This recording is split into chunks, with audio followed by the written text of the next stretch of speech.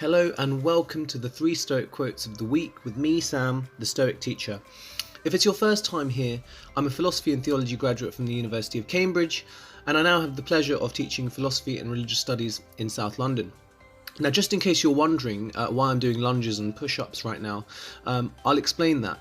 But first, let's roll the intro.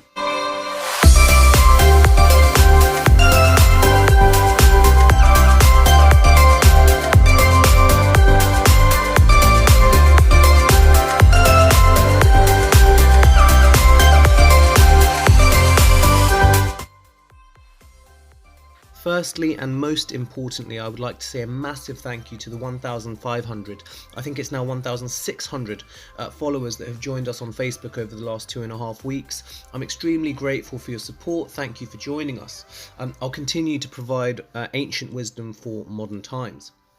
Now, the reason I'm stuck in my flat at the moment doing this workout, messing up on the rope as you can see, is that I've been forced to self-isolate due to the COVID-19 pandemic due to a cough.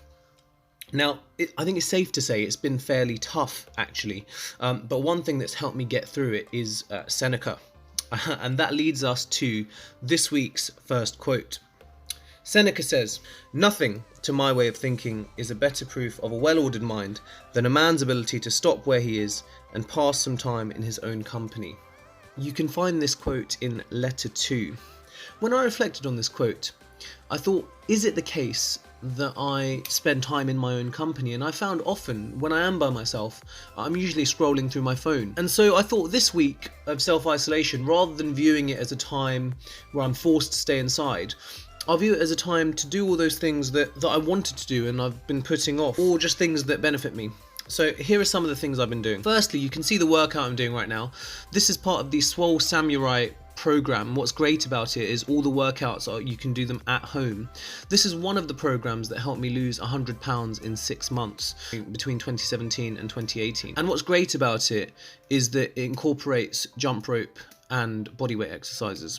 2, I've been doing lots of nice video calls with mum. I don't do that enough. 3, the Stoa meditation app has been really helpful to encourage stillness and time in my own company.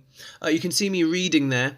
I've been reading certain things on my Kindle, which I often don't find the time to do when I'm really busy. 4, I've been trying to stay informed about what's happening with COVID-19, but to avoid some of the sensationalist social media coverage and news coverage that's been there causing a panic. Number 5, I've been taking stock in my 5-minute journal, reflecting and being grateful for what I do have. At number 6, I've been using some Stoic techniques, such as premeditating adversity to build resilience for the way ahead. I'll be making a video on that technique. And finally, I've been looking actively for examples of kindness. An example that sticks out is Zahid Iqbal, who I spoke about in my last video, who gave out free toilet paper, hand sanitizer and other items to the vulnerable and elderly in Edinburgh. It really does restore your faith in humanity and what otherwise has at times been a time that's been quite difficult to watch, actually, in the way that people have conducted themselves.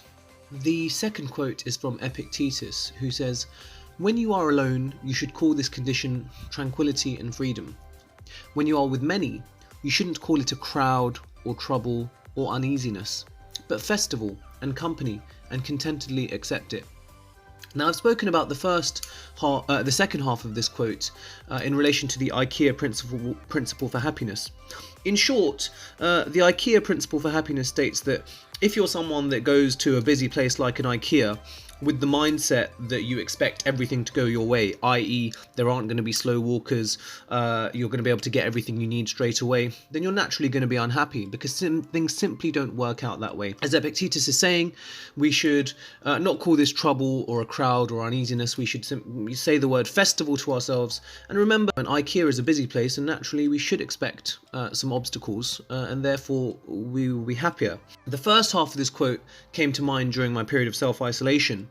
Epictetus says when you're alone, rather than thinking, oh, I'm alone, you should think this is tranquility and this is freedom. I mean, so often when you ask someone how they're doing, they'll say they're really busy. And you say, what do you want to, what are you doing this weekend? Oh, I'm just going to sleep. I need to just rest. I need to just relax. And yet now we're literally being asked by the government to sit down at home and watch Netflix, or just relax and do whatever you want, and people are saying, oh no, I can't, I need to go out.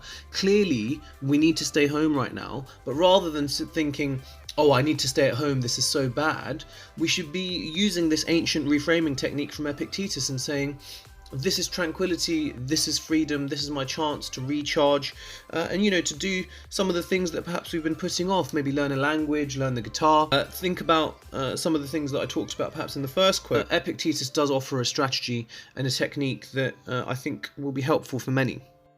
The third quote for this week came to mind. Having been in self-isolation, I did find myself getting overwhelmed, as many people have, by much of the news coverage and much of the panic that's been going around. And the words of Marcus Aurelius were really helpful in terms of getting some perspective. Marcus Aurelius in Meditations, Book 6, says, Asia and Europe are corners of the universe. The whole sea is a drop in the universe. All the present time is one point in eternity. Everything is small, easily changing, disappearing. Now, what this helps with is to remind us that we are a small point in a large whole. And indeed, Donald Robertson calls this the contemplation of the whole, where Marcus Aurelius and other Stoics advise us to imagine that we're viewing the world from high above in order for us to realize the impermanence of things and how small we are in the grand scheme of things. I think we could all benefit from having some perspective right now in this difficult time. I've been Sam, the Stoic teacher. I'll see you next week for some more Stoic quotes and some more ancient wisdom for modern times.